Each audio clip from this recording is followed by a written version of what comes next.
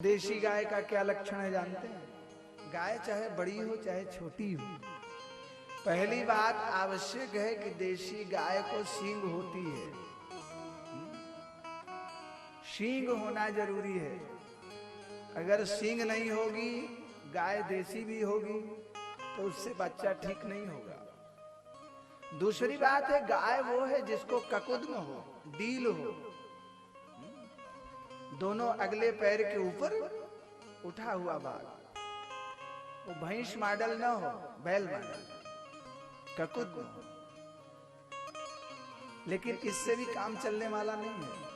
सबसे आवश्यक है कि गाय में शासनादेश हो, कंबल हो। जितना बड़ी ललरी होगी, कंबल होगा, उतना मीठा और उतना प्यारा दूध होगा।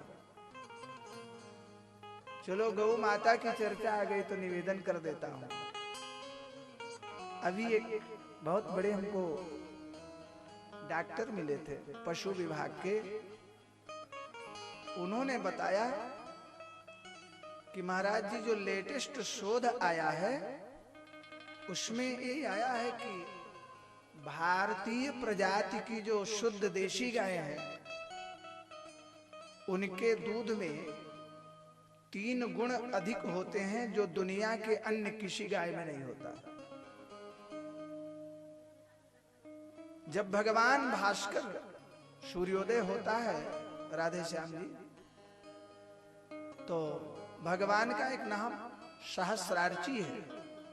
हजारों किरणें सूर्य से निकलती हैं, लेकिन उन 1000 किरणों में 3 किरणें प्रधान हैं। श्री ओज किरण, श्री तेज किरण और श्री अमृत किरण।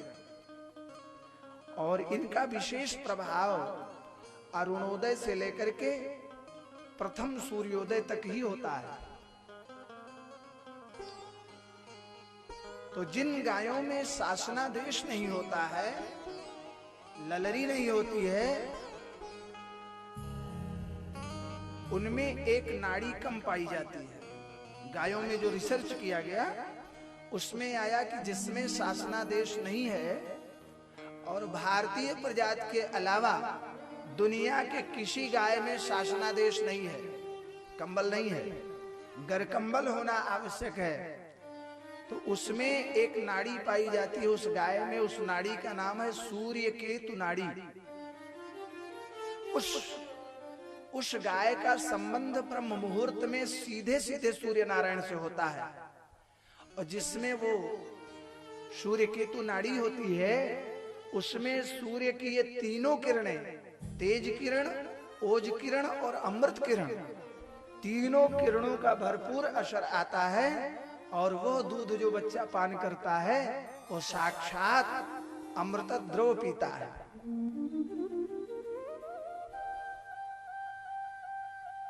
विशुद्धम दुर्बोधम जज ज्ञात्वा मृतमश्नुते।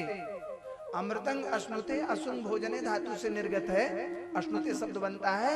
तो कहा वो साक्षात अमृत पी रहा है। ऐसी गाय का पालन करना चाहिए।